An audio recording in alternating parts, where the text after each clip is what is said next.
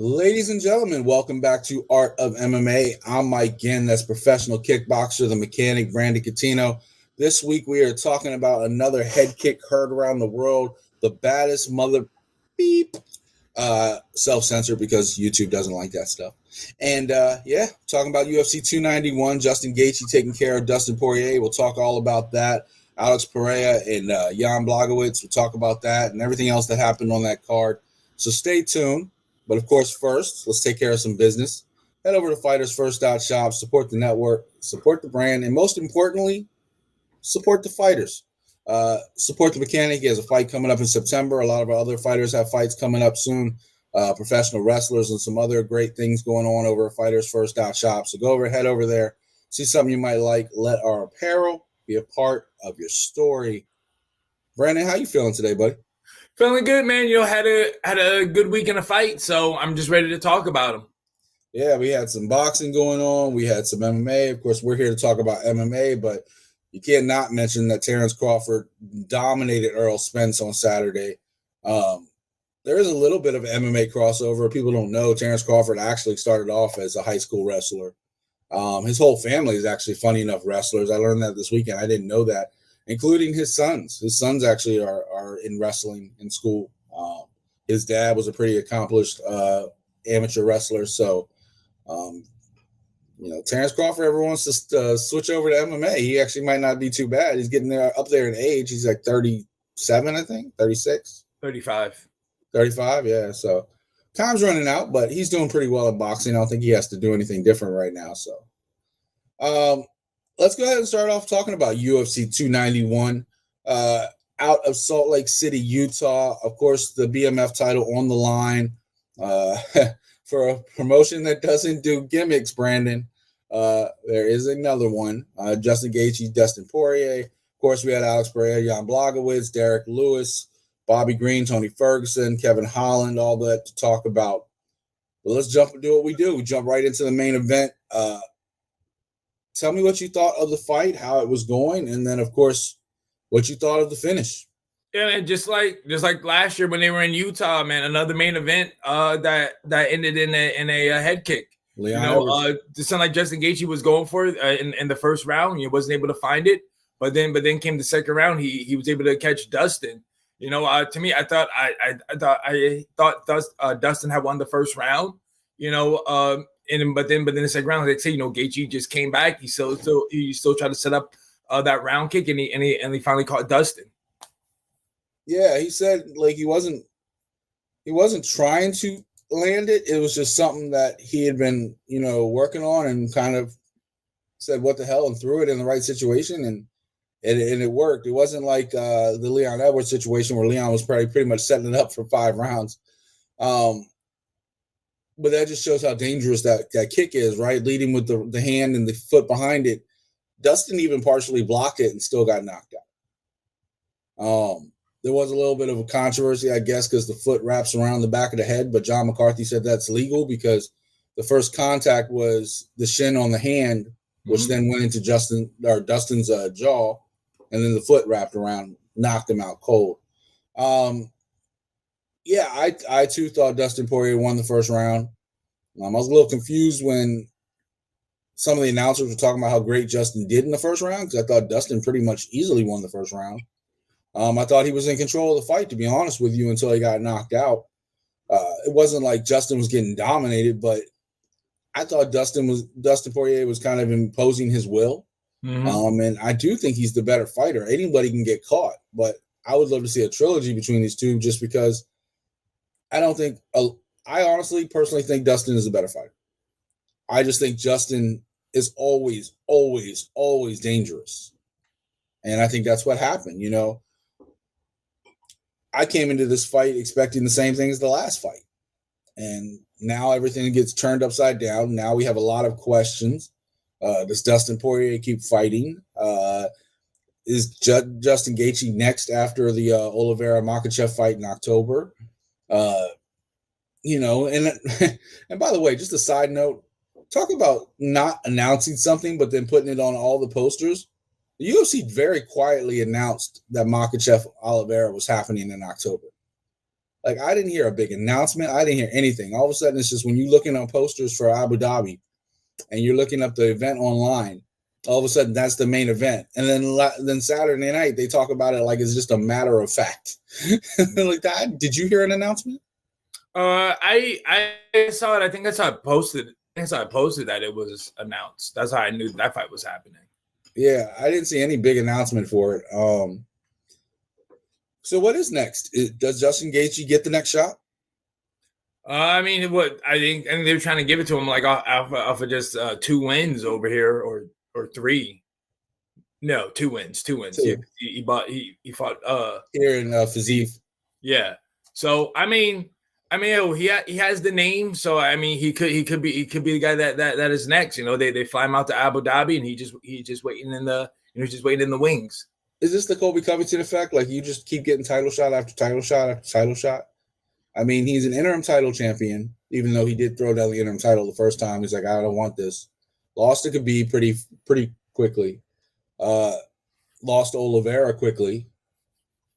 And now all of a sudden he finds himself right back in that picture because, like you always say, when they lose, they don't seem to fall down the rankings. Mm-hmm. Of course, Dariush would have been next, but he lost, actually. You know, he just, like, all that momentum went out the door. And you really don't have anybody else sitting there knocking on the door. So I guess it is kind of making sense. Chandler's wrapped up with whatever is going on with McGregor. Dariush, like we said, just lost. It really depends on what happens, I guess, with Makhachev and Oliveira, because if that's a close fight, we could also see a trilogy in that situation. Yeah. I mean, Michael Chandler seems like he's trying to he wants to crack at the BMF belt as well.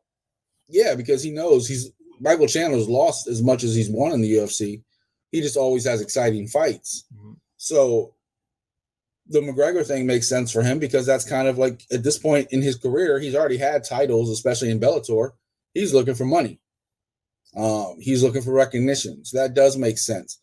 I don't know. Like, they never defended the BMF title before. Like, Masvidal just kind of won it and then did all his other stuff. So technically, lineal-wise, it should be Usman's, and now it should be Edwards, like, if you're going to pass it on. But, you know, they always kept it as a one and done, a gimmick fight for a promotion that doesn't do gimmicks. And even Gaethje, when he got handed the belt on Saturday, was kind of like, oh, all right, well, hold this a second. I got to do something else. All right, cool, give it to me. All right, here you go. Like, he doesn't really consider it a real belt. He just gave him a chance to get in the main event of a pay-per-view. What do you think's next for Dustin? I mean, like Dustin said, man, he's just looking for big fights that really excite him. So, I mean, it has to make sense. You know, it's got to be a big fight for him. All right, so yeah, Dustin Poirier, pretty much has his choice, I guess. He's earned it. He's done what he's done in this sport. Yeah, I think he really gets deserved his own shot. Honestly, I'd like to see him in Dariush. Yeah, I mean, he did talk about running it with Justin because, you know, they are 1-1. They both knocked each other out, so, you know, he is down for the trilogy fight for that as well. So, I mean, like I say, it's all up in what's going on. Because, like I said, you know, we're talking about the lightweight championship for maybe Justin, but hey, you already know that. What is it? Volkanovski, you know, he wants another shot at the 155 belt as well. So you never know who is going to get the next shot, because if it's going to be Volkanovski, that means Justin's going to be waiting a little bit longer. So maybe they do run it back. Well, I'll throw another twist in there too. Justin, if he doesn't want to wait, he could fight Poirier again. Could fight Dariush, right? Dariush is still sitting there. He lost to Oliveira. It's not a huge loss. That's a loss to a former champion and now title contender again. Makhachev is also talking about going to 170 and fighting Edwards. Makhachev is more interested. He got forced to fight Oliveira in October. He didn't want that fight. He wants the money fights too. He wants to, you know, fight the champion like Volkanovski. Go up and fight Edwards. He actually was calling to fight Edwards and bump Colby Covington. You know, that was also another reason why I was surprised at the not really big but quietly announced fight with Oliveira. Because Makhachev was making a lot of noise in the weeks before about fighting Edwards. He's like, I want that fight. So Makhachev is more interested in fighting anybody else except for the people in his division.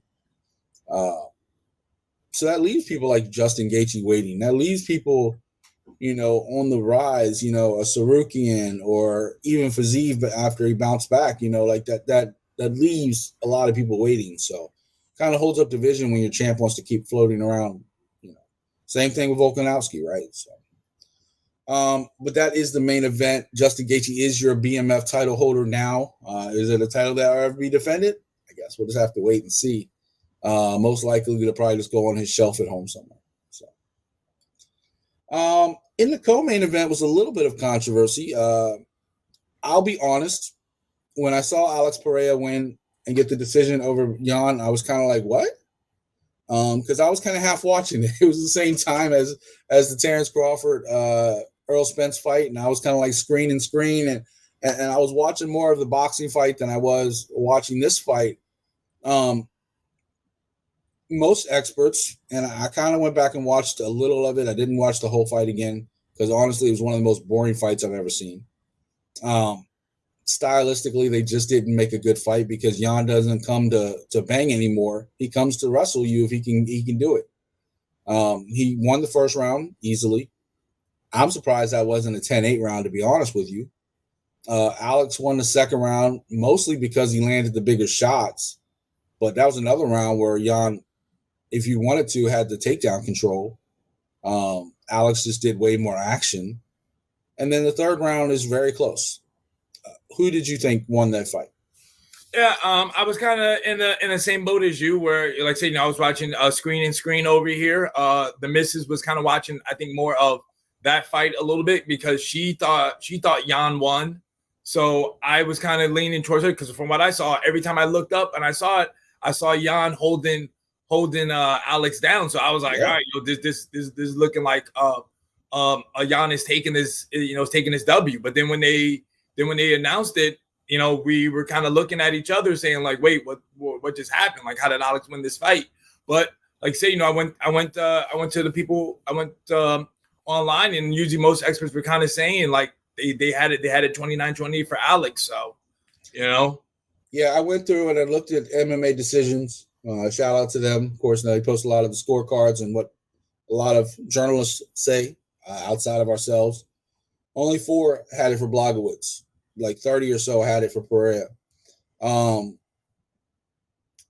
completely saw it different, but like I said, I was half watching it. I actually thought Alex won the third, but I thought Jan won the first 2 because every time I looked up, like you said, he was laying on top of him. And you can talk about damage, and I get that as being a scoring criteria, but you also have to talk about 5.5 minutes of control. In what is only a 15-minute fight, a 3-round fight. So, I thought Jan got robbed in his last fight. And I kind of think he got robbed a little bit in this one. I don't think it's a robbery per se. I think the fight was close enough to where you could be like, all right. But, he had the draw with Ankalaev, where I thought he clearly won the first 3 rounds, just laying on him, if nothing else. And then I think he did the same strategy here. He gassed himself, and I think Alex won the third round. So if you did give Alex the second round, you kind of have to give him the fight. I understand. It just, I don't know. Maybe somebody at home smarter than me can tell me. Like you said, that this fight just happened to coincide with the main event that was everybody's attention this weekend. So if you're a fight fan, I don't find anybody who's really watching Alex and Jan when Crawford and Spence was on. But, they say this sets up Alex for a title shot because, of course, he was a middleweight champion. He's been on a skyrocket, right? Like the dude's 7-2. He hasn't per se earned his stripes in this sport, or 8-2 now, I'm sorry. But the people he's beat are champions. So that kind of jumps you up there. Yuri would rather fight Alex. Of course, Jamal Hill had to vacate the belt, the second champion in a row that's gotten injured. He tore his Achilles playing basketball, so he's out for like a year at least. Of course, I didn't stop Yuri from throwing shots, saying, his weight gain is what led to his injury. Question Yuri himself, like, what led to your injury, sir? You got injured out of combat. So let me ask you: does Alex get the next shot based on this performance? I mean, well, he just went up. He just went up against a guy who is a former champion, and also too, who was fighting for the title. Because when him and when Jan and Ankalaev fought, it was for the vacant title, but nobody won. So that's why they had to do another one with Teixeira and Hill. So what's this mean for Ankalaev? I mean, I think what I feel like what's going to happen is Ankalaev has a fight scheduled. I think the winner of that fight will probably fight Alex Pereira for the vacant title. Well, then what for Yuri? When he comes back, he gets the first shot. He says he's back now. He's ready. He's been waiting for like this all to work out. Man, he hasn't. Please, he has said August. It is August, but nobody has said anything about him fighting. Well, as far as I know, and Dana hasn't said much about the situation at all. He's kind of been very mum on this whole thing, which is unlike him, which means he's waiting to find out what is up with Yuri because nobody knows. Mm-hmm. He tore his shoulder up about a year ago, had to vacate his belt, and then we haven't really heard much how his shoulder is doing, if he's ready to fight. He says he's ready to fight. Like you said, August is here. As far as I know, Ankalaev actually doesn't have a fight scheduled. Maybe I'm wrong. Maybe you heard something I haven't. But he and I just double checked, and there's nothing listed on his page as far as what's coming up. I just honestly, I don't think Alex deserves a shot just yet. I think maybe he has to beat one more guy because this just wasn't, to me, this wasn't like a title shot worthy performance. He once again proved he can't stop the takedown. If you fight a guy like Yuri's just going to try to take you down. Yuri is known more for his striking, but he can wrestle you too. Yeah. And Yuri's much more active. Yuri's not just going to lay on top of you. If Yuri gets on top of you, he's going to start trying to throw bombs and finish you. So, I mean, what happens? I mean, lucky for him, Glover retired. You know, of course, that's his teammate and his trainer, but they always said if they had to, they would fight each other because they fight each other in camp all the time. They're one of the few teammates that would fight each other. So, I think there's a lot of question marks surrounding that division. I'm interested to see how it plays out. Personally, I think it's Yuri and Ankalaev for the title and Alex waiting in the wings. But I guess we'll just have to wait and see. Elsewhere on the card, the Black Beast does what the Black Beast does. I say this all the time. If the guy's not in the main event, he's going to win. He's going to knock somebody out. Every time he's not in the main event, and he wasn't even on the main card. For Ankalaev, right? It's unless it's a different Ankalaev. No, there's only one Ankalaev, right? Yeah, as far as I know. Yeah, he's fighting Johnny Walker. Magomed Ankalaev is fighting Johnny Walker. Yeah, Abu Dhabi. What the hell does that do for Ankalaev? Johnny Walker's not even in the top 5. Is he even in the top 10? Johnny Walker's definitely in the top 10. He's number 7. Yeah, that's who he's fighting. And what's up with Rakic? Is Rakic ever coming back? Told you, man, he's coming off an injury as well. I don't know when he'll be. He's been out for like a year and a half. Like he's been out a long time. Yeah, his last fight was John. Yeah, it's been a long time. But switch gears, Derrick Lewis. If Derrick Lewis is not in the main event, he's knocking somebody out. Matt Brown, a couple months ago, tied his record. Derrick took it right back. Came across the cage, Jorge Masvidal style with the switch knee. Pounced on top of Rogerio de Lima and finished that fight quick. After the fight, pants come off. He's celebrating. He's doing Derrick Lewis type things. Man, give me your thoughts on it. And he came out guns blazing. Like I said, he just came out, tried to hit that switch knee. Which, man, honestly, at first glance, it didn't even look like it touched him. At first, I thought I just just went down, But then Derrick Lewis, man, just started swarming him. Man, was just throwing some bungalows out there, and yeah, man, he was able to get the stoppage. Yeah, and then he hit clean, and like the funny thing is, like you have a 265 man flying at you, even if the knee didn't hit, it was a tackle. Like This is football. Like that was a tackle. Look, Derrick Lewis, first of all, he came in at weigh-ins with a 6-pack. Like, who is this guy? That heavyweight division is up for grabs. Of course, we know John Jones, Stipe fighting in November. There's a lot of people knocking at that door. Of course, we just saw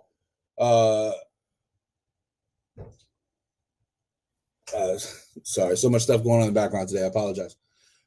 We just saw the heavyweight division get more contenders when, you talk about Aspinall winning. You got Pavlovich waiting there, being probably the first contender. Derek has lost a couple fights. We thought, maybe this is like the end of the road for him. And then he bounces back with a performance like this against a heavyweight that's won 5 fights in a row. Does this at least put him, he's ranked number 10. Does this at least put him into more fun fights and keep his name relevant in the division?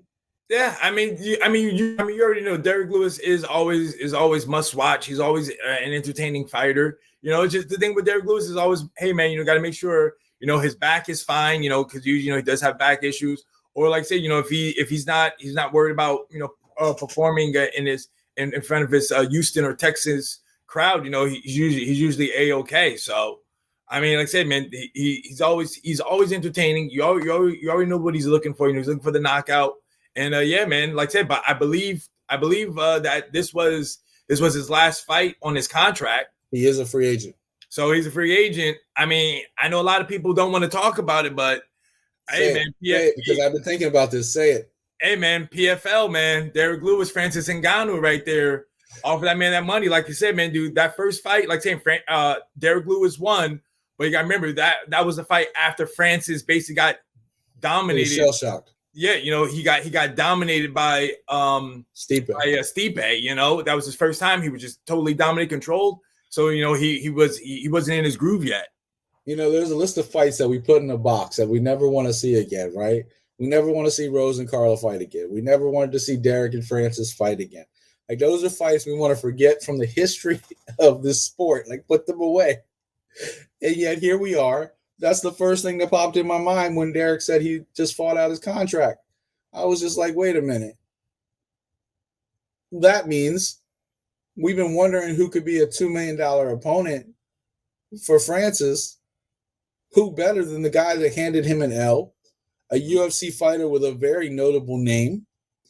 And Derek says he wants to stay in the UFC, but money talks. And if you're getting more money for one fight than you've probably got in your last 5, I don't know what Derek's financial situation is. I'm not one of those guys that tracks the money after every fight to see who got what. But, man, that fight makes a lot of sense. A lot of stuff depends on what happens with Francis and Tyson in October. Does Francis rush back to the cage? Derek says he wants to be more active now. He talked about his back. The guy actually is in the best shape of his life now that he's gotten his conditioning and control.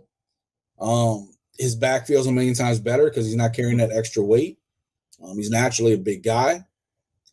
If Derek Lewis sticks around the UFC, you're talking about a lot of fun fights in the heavyweight division. But I will say, I'm with you.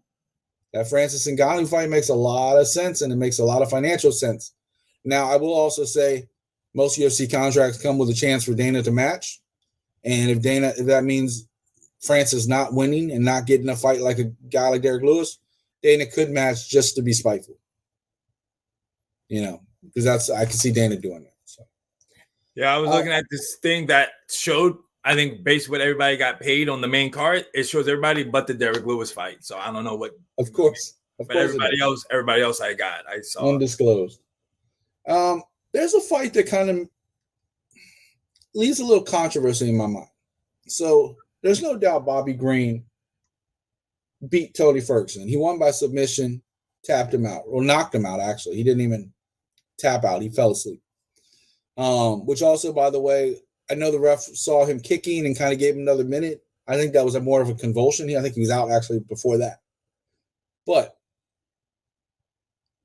did that eye poke in the first round just change that entire fight? It could have. That's usually sometimes how things go, because Tony Ferguson, to me, he was doing well to me. I thought Tony still won the first round, but I mean, he did have his time to recover. And like I said, he still to me he still won the first round, but after that, to me it was all Bobby Green. Yeah, I don't think he took enough time to recover for one. And I picked Bobby Green in this fight. It's not like I'm favoring Tony Ferguson. I don't think he took enough time. I think his bravado kind of took over. Like, I don't want to go out like this, especially coming off the losses that he's been coming off of. He said he had one of the best camps he's ever had, and he really felt good. He's not retiring. He feels like he still has a lot to contribute to the sport. But that eye poke was serious. Like, that wasn't like a glancing blow. That went directly in the eye, and that was a bad eye poke. Like, if you watch that replay, that was a really bad eye poke. And Ferguson, for his part, kind of brushed off the doctor, brushed off Murgliata, and kept saying, I'm okay. But he was squinting, wincing, and Bobby Green did the right thing. He kept targeting that eye when he was throwing punches, because that's what you're supposed to do. Like, you have a weakness, go after it. That's a fight game. But I do wonder how that fight would have played out differently if it had not happened. Because, for one, I'm surprised Bobby Green didn't even get a warning for that because it was so egregious, let alone, I don't think a point should be taken, but I'm surprised he can at least get a warning because it was straight up fingers out. Mm-hmm. And the first thing I always tell you, keep your fingers up, John Jones rule, so to speak. Yeah, I'm just really curious how that would have played out. I don't think this does much for Bobby Green personally. I don't think this elevates him anyway because Tony Ferguson was coming down so fast. It's just a name on his resume. I think Bobby Green's still bouncing back from the USADA suspension last year. So I think it's going to be a while before he gets like more contenders. But I don't know. Do you think he gets maybe a top 10 opponent after that, or does that even grant him anything? I mean, isn't my man supposed to get a rematch with Jerry Gordon? Aren't they supposed to run it back? They say that, but didn't Gordon just get hurt again? Yeah. I mean, Bobby says he wants to be active. If he's waiting on Gordon, it could be a while because I'm pretty sure Jared got hurt again. Yeah. He messed up his shoulder or something like that. I mean, that's all I know. I mean, that's all I just remember. I felt like I thought Bobby Green and him wanted to run it back. Personally, I think, there's a lot of guys in that top or the bottom 5 or the top 15 that could be a fun fight, right? Diego Ferreira's there, Frevola, Mociano, Jalen Turner, Grant Dawson. That's the bottom 5 of the lightweight division. A lot of fun fights. There's a lot of fun fights that you can make to give Bobby Green a chance to bounce back and redeem himself from that suspension. Dan Hooker's sitting there at number 10. That's a fun fight I'd love to see. So I want Bobby Green in there with anybody that he can bang with because we know he's not coming in there to wrestle you. He got the submission. That's great. First one since his first pro fight ever. But, I think we should pump the brakes on his hype train because, like I said, that's against a Tony Ferguson who's lost 5 straight fights. So, and who was crippled from the eye poke. Mm-hmm. And for Tony, should he keep fighting? I don't even know. I don't even know how many fights he has left on his contract. That's what I want to know. But because maybe I feel like he has one of those. So he has a pre-2017 contract. I know that.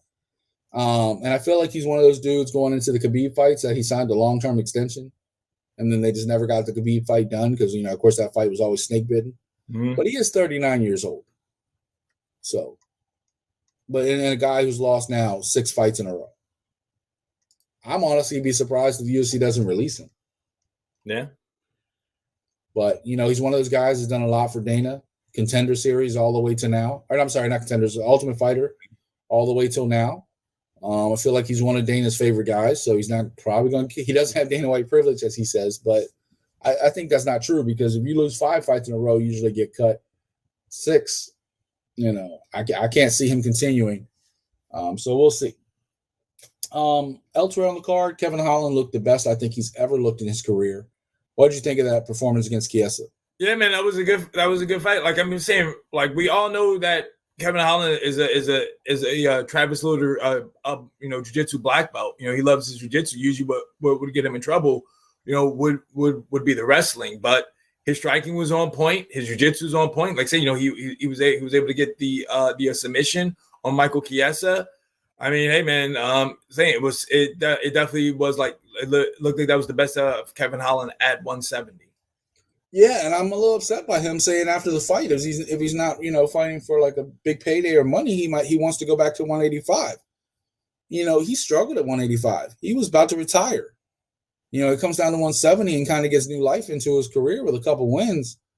Mm-hmm. I think he needs to stay at 170. He wants to eat and he wants to go back to 185. That's his own personal choice. But this is a guy who's flirted with retirement a lot in the last couple years. You're not going to get what you want at 185. I'm sorry. Like he's a bigger 170. He's a small 185. That's a 15-pound weight difference in those classes. They're not that close. Man, I know we see a lot of people go back and forth, Chimaev and some others. That's a big difference. And, we saw, obviously, you talk about his jiu-jitsu on the ground. I still remember the Jacare fight where on the ground he knocked out Jacare. He's always dangerous. And that's what he did against Chiesa. His hands hurt Chiesa right off the bat. Like, Chiesa was covering up. I've never seen Chiesa fight like that. Like, that's the first time I know he's been out of the ring for our cage a couple years, but I've never seen him fight like that. Chiesa looked like a shell of himself because right off the bat, Holland started landing bombs on him. And that confidence just rose throughout that round, and it was just a matter of time. I personally like to see Kevin stay at 170. What do you think? Hey man, like I tell you, prize fighter, my man is here for the money. That's what he's here for. He's here for the money. He knows he's here for the money, and then that way he can go buy himself some more sneakers because that guy has a big time sneaker collection. Yeah, well, I mean, he finally got ranked at welterweight. It took a while. He's now number 12. I mean, like I said, if he goes back to middleweight, he's just another guy. So, and he definitely, with his skills at jiu-jitsu, he still doesn't want to match up with, like, say, a Paul Craig who's coming down to 185 from 205. I mean, hey, just a couple of weeks ago, he was trying to step in and fight. Was it JDM? Jack Della Mella. So I mean, maybe they can finally get that fight to happen. It's possible. There's some good people there. Yeah, definitely. Speaking of welterweights, Bonfim just basically took out Trevin Giles. Was that like 32 seconds, something like that? Wasn't it? No, it went a minute 13. Right. But it seemed like 32 seconds. He dominated Trevin Giles, got that guillotine in, locked in. That's another guy. We don't even talk about that fight. That is what it is. But that's another guy that kind of just made a name for himself in the division. Currently, he's unranked, but he's making a lot of noise. He's didn't take a lot of damage. So he's another guy that can fight pretty quickly.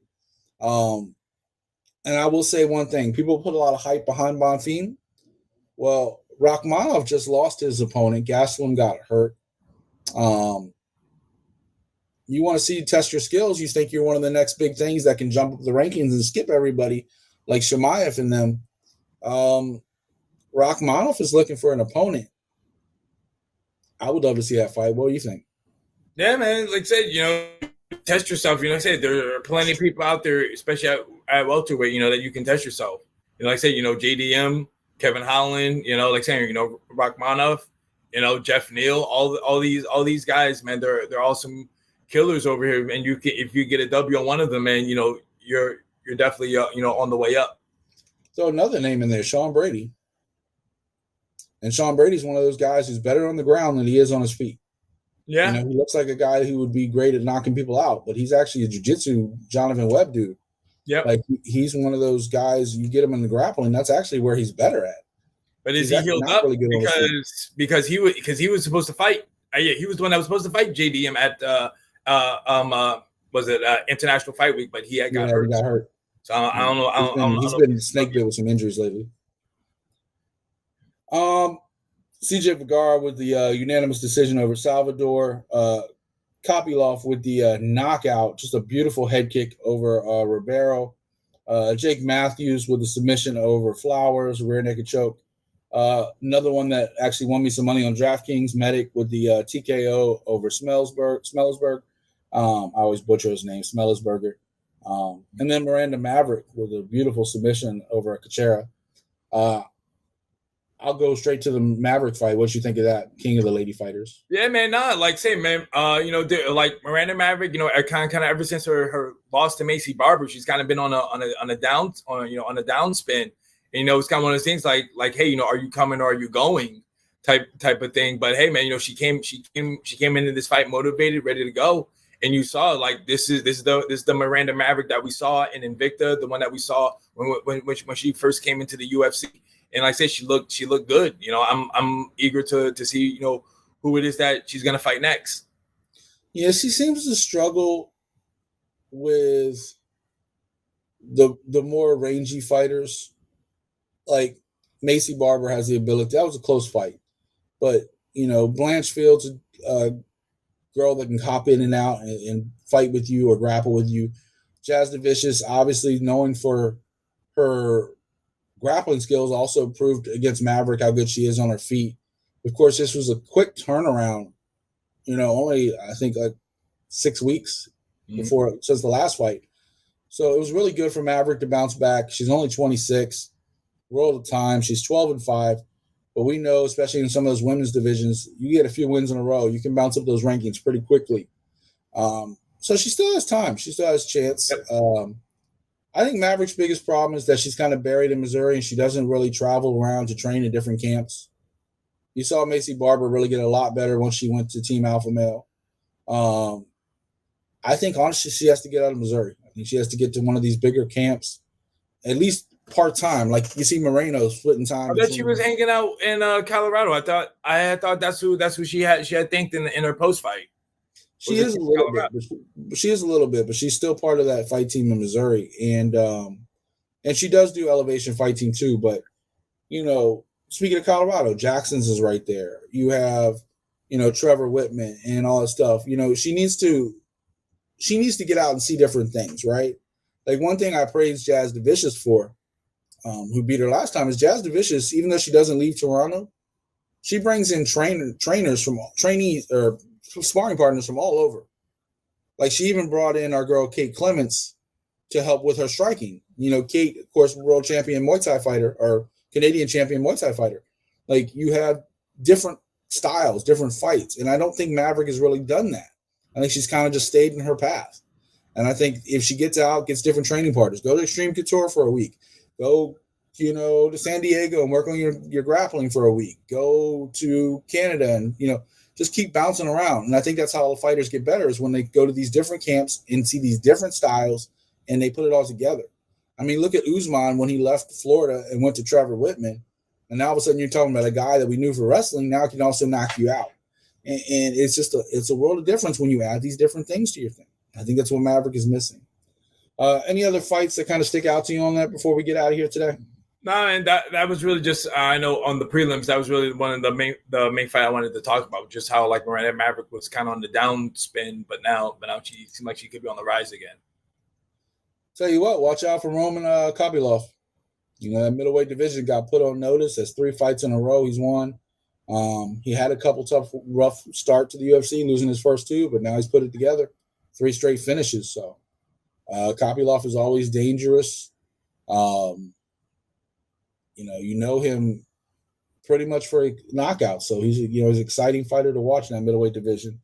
And Jake Matthews, Medic, big wins. So a lot going on, a lot coming out of UFC 291. Of course, coming up next week, we have PFL starting their playoffs. The big news in that one is, we talked about Kabalev being back, former champion. He's now out. Chris Wade is in. So that playoffs already got a little bit of a mix-up in there. Shout out to Chris Wade, though, because I love watching that guy fight. So always good to see Long Island MMA represented. And then UFC Nashville, Sandhagen and Font, a lot of changes going on that card left and right. So we'll see what happens come next weekend. Brandon, which one of these are you going to probably be watching? You going to watch both of them? Well, no, I was gonna say, but just remember how Bellator and Ryzen had an event, and it was just a shame about the inaugural flyweight title, the way how that fight ended with the eye poke. So I guess they have to run it back. Speaking of eye poke, we were talking about with the Tony Ferguson fight, but there's another eye poke that actually stopped the fight, and they weren't able to continue. I debated if I wanted to even mention that card. It was very uneventful. We talk about most Bellator cards being pretty exciting, especially on the main. But, I mean, was there really much to talk about on that card? You don't want to talk. You don't want to talk about that Magomedov versus Danny Sabatello fight. As Danny got choked, got submitted with a guillotine. I mean, you could talk about Pitbull getting knocked out. Yeah. I mean, let's be real. Like, we didn't get AJ McKee in the main event. A lot of stuff got bounced around on that card. It was moving around a lot. I think the biggest news is that Suzuki knocked out Patricio Pitbull.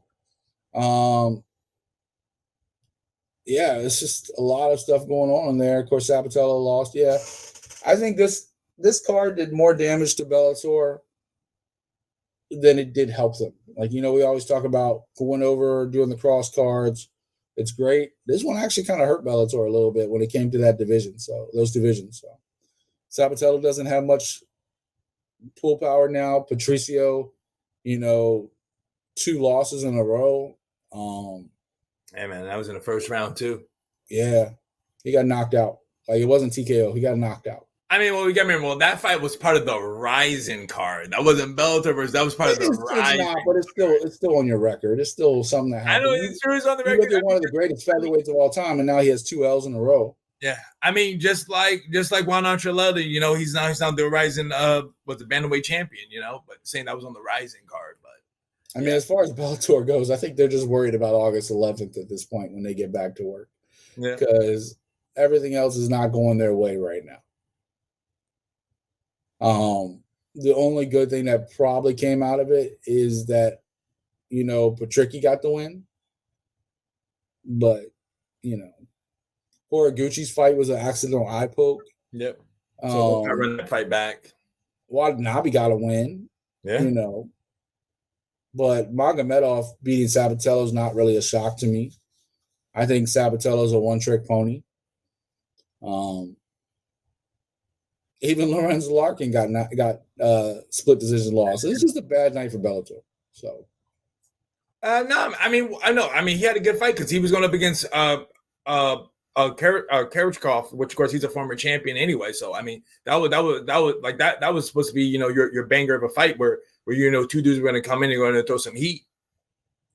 Yeah, I feel there's a reason why Bellator's not talking much about last weekend. I don't think first of all, the fight card got mixed up 1,000 times before it actually took place. And there was a lot of controversy with going into the card. And then you end up getting mixed results with some of your stars. So yep. I think their focus is that it was a special exhibition style card. And they're focused on August 11th with Story and them going. So that's where their focus is in a couple weeks. Scott Coker's talking about doing 1 fight card a month now, trying to focus and try to give you the best card every month. So we'll see what goes on with that. But yeah. I was going to say, man, I mean, I'm going to keep it 100 with you, man. I'm focused on SummerSlam this weekend. That's what I'm focused on Saturday night. Trying to watch some tribal combat. Who wins, Jay or Roman? Man, it's going to be Roman Reigns. Acknowledge your tribal chief, man. Put up the ones for him. Yeah, I don't think this is the one to stop the train. I think it's a good storyline, kind of brings it all to fruition, but I feel like we're going to see, knowing the way that Roman and they've been going on that one, I feel like we see a new member of the bloodline this weekend, whether it's Jacob Fatu or somebody coming in.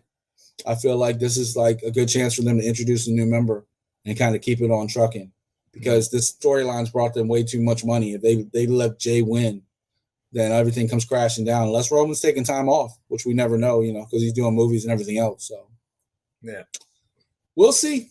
Tune into SummerSlam also this weekend. Of course, like I said, PFL, UFC, SummerSlam, a lot going on. Any final words this week? Nah, man, just, hey, guys, please support. Get ready, man. September 30th is going down, man. Zach Kelly, Bombs and Drama's coming your way. And, yeah, man, saying, guys, if you can't be in the Delaware area, get the shirt. Saying, just you can always watch it online, but it's better to be there in person, because the energy is just wild that night. Get the shirt. See the shirt below his face? Get the shirt. Bombs and Drama. Mechanic Collection, available only where? Fighter First That Shop. That's it. For the Mechanic Brandon Catino, I'm Mike Ginn. This is Art of MMA. We'll see y'all next week. We're out.